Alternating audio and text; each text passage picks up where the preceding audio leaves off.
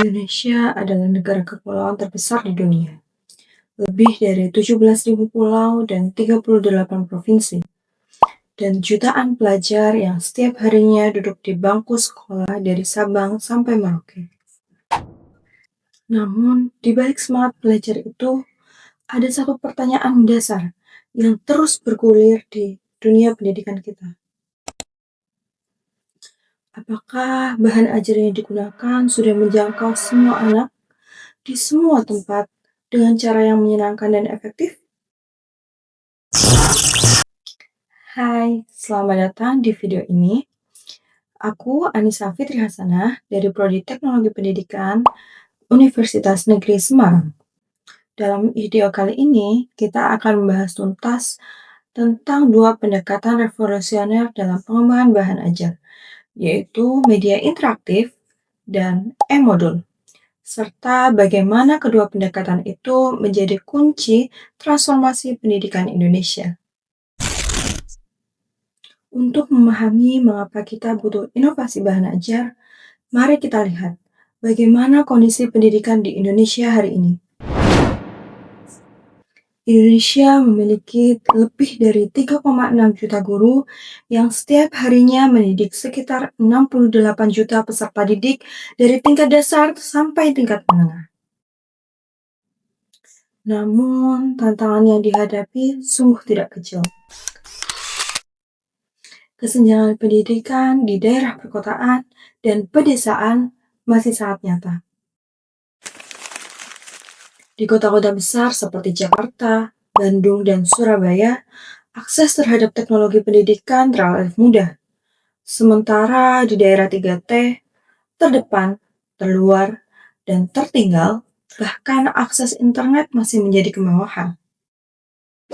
Di sisi lain, bahan ajar konvensional seperti buku teks cetak, LKS, ataupun diktat, meski masih relevan, tetapi mulai menghadapi tantangan yang besar. Kontennya seringkali lambat diperbarui, dan penyajiannya yang kurang menarik bagi generasi digital, serta akses fisiknya yang terbatas. Menariknya, survei menunjukkan bahwa lebih dari 70% pelajar di Indonesia memiliki akses ke internet.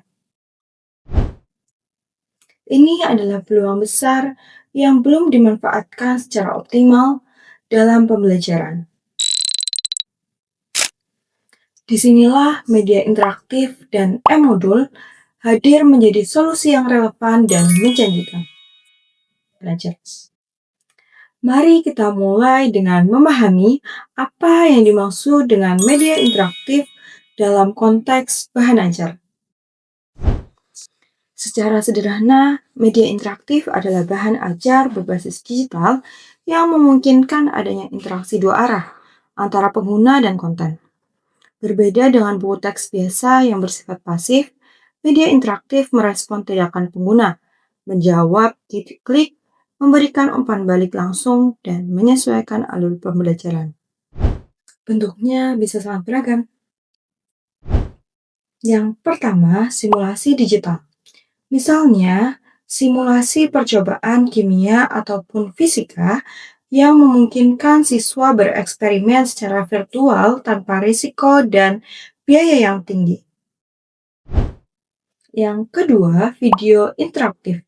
Video pembelajaran yang dilengkapi dengan pertanyaan, hotspot, ataupun pilihan alur cerita yang bisa dipilih oleh siswa. Yang ketiga, gamifikasi.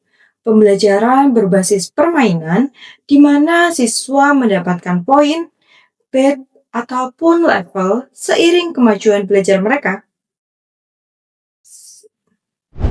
Keempat, animasi edukasi. Visualisasi konsep abstrak seperti siklus sel, pergerakan planet, atau proses kimia yang sulit dijelaskan dengan kata-kata. Kelima, kuis interaktif adaptif. Latihan soal yang tingkat kesulitannya menyesuaikan kemampuan siswa secara otomatis.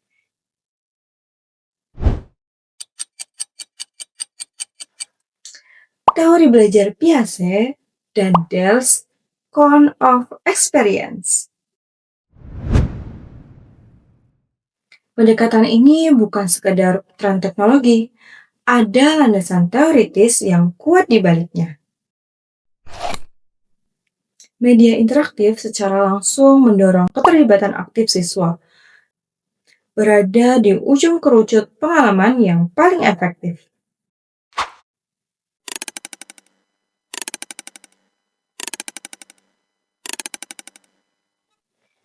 Berbagai penelitian di Indonesia juga membuktikan hal ini. Sebuah studi di Universitas Negeri Malang menunjukkan bahwa penggunaan media interaktif meningkatkan hasil belajar siswa rata-rata hingga 35% dibandingkan metode konvensional. Sementara motivasi dan keterlibatan belajar siswa meningkat secara signifikan karena siswa merasa pembelajaran lebih menyenangkan dan relevan. Sekarang kita beralih ke konsep yang kedua, yaitu e-modul atau modul elektronik. E-modul adalah versi digital dari modul pembelajaran konvensional. Jika modul cetak adalah panduan belajar mandiri dalam bentuk buku, maka e-modul adalah panduan yang sama, tetapi hadir dalam format digital yang kaya fitur, bisa diakses dari mana saja, dan dilengkapi dengan berbagai elemen multimedia. Sebuah e-modul yang baik memiliki komponen berikut. Yang pertama, kompetensi dasar dan tujuan pembelajaran yang tertera jelas di awal, agar siswa tahu apa yang akan mereka capai.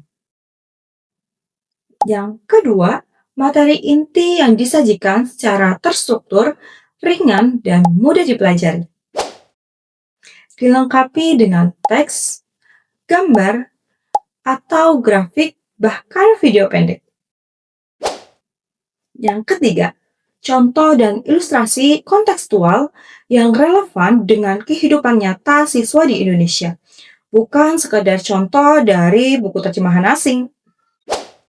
Keempat, latihan soal interaktif yang memberikan umpan balik secara langsung.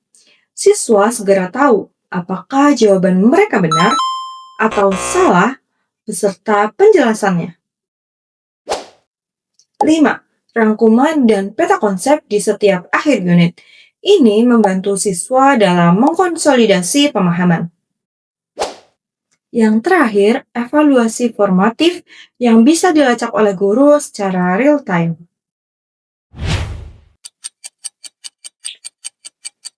Lalu, apa keunggulan e-modul dibanding modul cetak? Dari sisi aksesibilitas, e-modul bisa diakses kapan saja, di mana saja, tanpa perlu membawa buku fisik yang berat.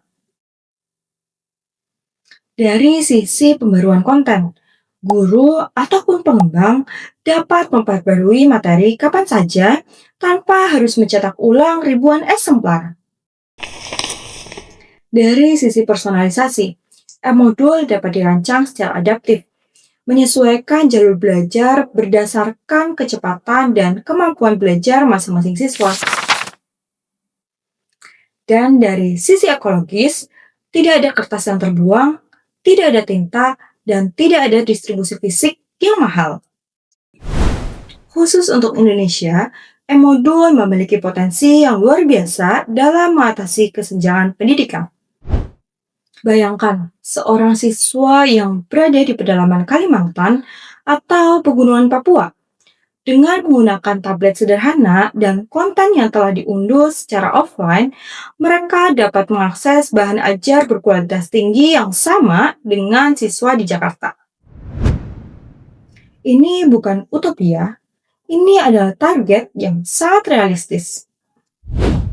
Namun perlu diingat, bahwa media interaktif dan e-modul tidak lahir begitu saja.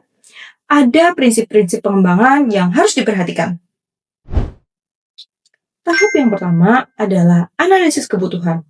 Sebelum kita mengembangkan apapun, kita perlu pertanyakan siapa peserta didik kita, apa yang ingin dicapai, dan bagaimana kondisi infrastruktur di sekolah atau daerah tersebut. Analisis ini krusial. Media interaktif canggih yang membutuhkan internet cepat tidak akan berguna untuk di daerah tanpa sinyal. Tahap yang kedua yaitu desain instruksional. Di sini kita merancang alur pembelajaran, mulai dari kompetensi dasar, indikator, materi, metode penyampaian, hingga evaluasi. Model ADDE, Analyze, Design, Develop, Implement, and Evaluate sering dijadikan kerangka kerja standar. Dalam konteks Indonesia, penting juga memastikan keselarasan dengan kurikulum merdeka yang sedang diimplementasikan secara nasional. Tahap yang ketiga, pengembangan konten. Tahap ini adalah jantung dari keseluruhan proses. Beberapa prinsip yang harus dipegang yaitu: pertama, prinsip multimedia Mayer. Gabungkan teks dan gambar dengan bijak. Jangan bebani kognitif siswa dengan terlalu banyak informasi sekaligus. Kedua, kontekstualisasi lokal. Gunakan contoh, tokoh, atau situasi yang dekat dengan kehidupan siswa di Indonesia. Sebuah soal matematika tentang batik atau rendang jauh lebih relevan bagi siswa Indonesia daripada soal tentang pizza atau maple syrup. Ketiga, aksesibilitas universal. Rancang konten yang bisa digunakan oleh siswa dengan berbagai kemampuan, termasuk siswa berkebutuhan khusus. Tahap yang keempat yaitu uji coba dan revisi.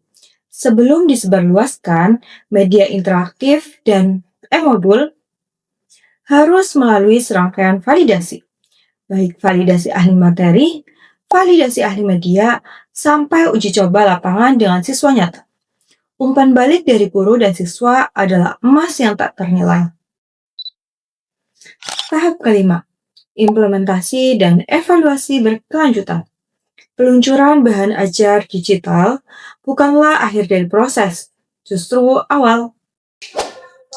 Data penggunaan, hasil belajar siswa, dan umpan balik berkelanjutan harus dianalisis untuk terus menyempurnakan kualitas. Kabar baiknya, para pendidik di Indonesia tidak harus mulai dari nol. Ada beragam platform dan alat yang bisa dimanfaatkan.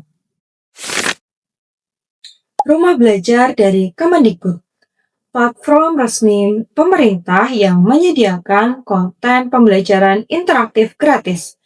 Bisa diakses bahkan dalam mode offline melalui fitur TV edukasi.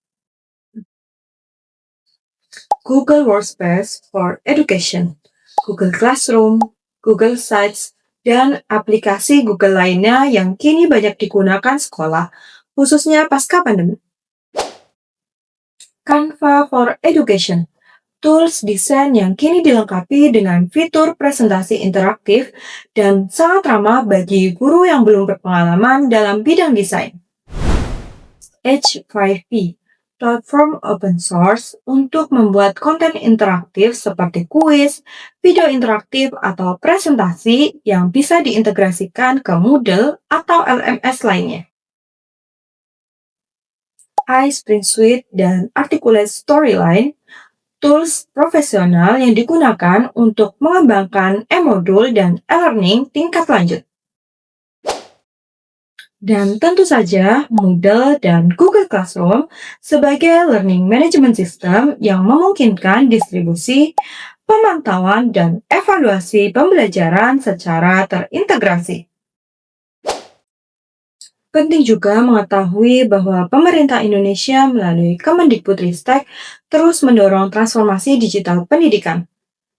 Program Merdeka Belajar dan platform Merdeka Mengajar adalah ekosistem resmi yang juga menyediakan berbagai konten dan pelatihan bagi guru dalam mengembangkan bahan ajar digital. Tentu saja perjalanan menuju implementasi media interaktif dan e-modul di Indonesia tidak berjalan dengan mulus.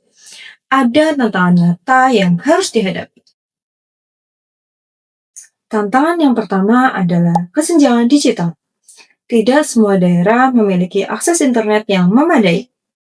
Solusinya, kembangkan konten yang bisa berfungsi secara offline dan distribusi melalui USB atau kartu micro SD, serta dukung program pemerataan akses internet seperti Palaparing. Yang kedua adalah kompetensi guru. Tidak semua guru memiliki literasi digital yang cukup. Solusinya, pelatihan berkelanjutan, peer learning antar guru, dan desain platform yang intuitif sehingga mudah digunakan tanpa keahlian teknis tinggi. Tantangan yang ketiga adalah infrastruktur perangkat. Tidak semua sekolah memiliki lab komputer yang memadai. Solusinya, optimalkan pendekatan Beyond, bring your own device, kembangkan konten yang ringan dan kompatibel dengan smartphone load-in. Tantangan yang keempat, kualitas konten. Banyak konten digital yang beredar kualitasnya rendah, tidak sesuai dengan kurikulum, tidak tervalidasi, atau bahkan mengandung informasi yang keliru. Solusinya, bangun ekosistem kurasi konten yang ketat, libatkan guru berpengalaman sebagai reviewer, dan gunakan platform resmi milik pemerintah. Pengembangan bahan ajar berbasis media interaktif dan e-modul bukan hanya sekedar mengikuti tren. Ini adalah sebuah komitmen. Komitmen bahwa seluruh anak di Indonesia, dimanapun mereka berada, berhak mendapatkan pendidikan yang berkualitas, menarik, dan bermakna. Guru adalah arsitek utamanya. Teknologi hanyalah alat. Dan alat yang paling canggih sekalipun tidak akan berarti apa-apa tanpa dedikasi guru yang tahu bagaimana memanfaatkannya untuk menyentuh hati dan pikiran murid-muridnya. Jadi, langkah nyata apa yang bisa kamu ambil hari ini? Yang pertama, jelajahi platform Merdeka Mengajar dan Rumah Belajar untuk menemukan inspirasi dan sumber daya. Yang kedua, mulai kembangkan satu e-modul yang sederhana untuk satu topik yang kamu ajarkan. Tidak perlu sempurna, mulailah dari yang kecil. Yang ketiga, bergabunglah dengan komunitas guru inovatif di wilayah kamu untuk berbagi pengalaman dan saling mendukung. Yang keempat, libatkan siswa dalam proses pengembangannya. Tanyakan apa yang menurut mereka menarik dan membantu. Pendidikan di Indonesia yang lebih baik dimulai dari kelas kamu, dari bahan ajar yang kamu kembangkan, dari inovasi yang berani kamu coba hari ini. Terima kasih telah menyaksikan video ini. Jangan lupa like, bagikan kepada rekan pendidik lainnya, dan tinggalkan komentar tentang pengalamanmu mengembangkan bahan ajar digital. Sampai jumpa di video berikutnya. Terus berkarya dan terus menginspirasi.